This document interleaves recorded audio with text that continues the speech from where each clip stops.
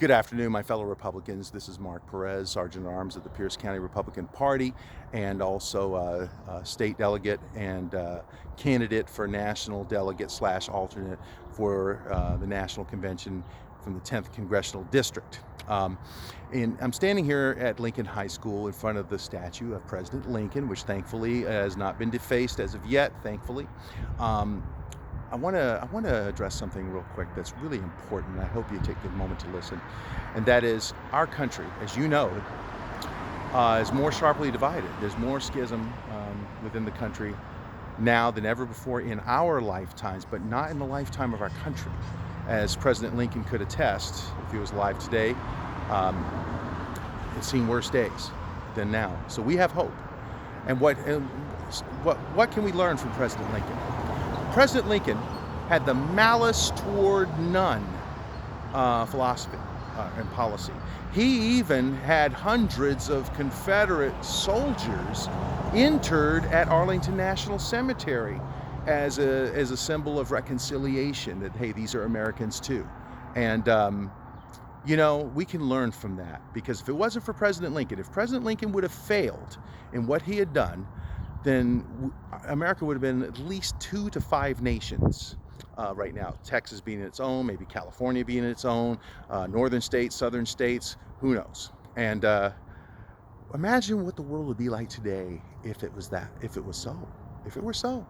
If Lincoln had failed, and if we did not come back together, what would have happened in World War II? What kind of world would we be living in right now? So it is so important that we come together.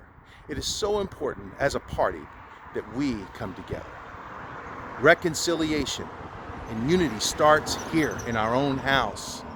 And because we want to bequeath a country that is strong, united, prosperous, and under the rule of law. But to do so, we as a party, which we are, unfortunately, the minority, there are more of them than us, but together, there's nothing we can't do.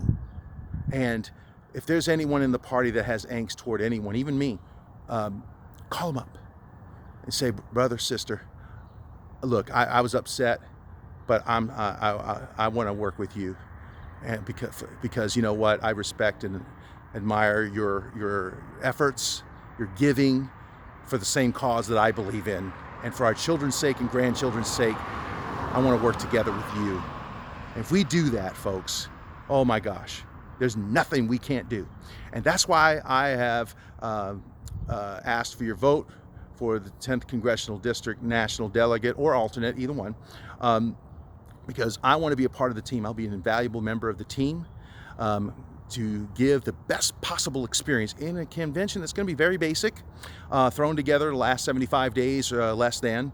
And but there are a lot of things that I can do to help make this a better experience and really serve you as a delegation. Why? Because we as delegates, if we're fired up and charged up and inspired and have a great experience, we'll come back home just ready to fight.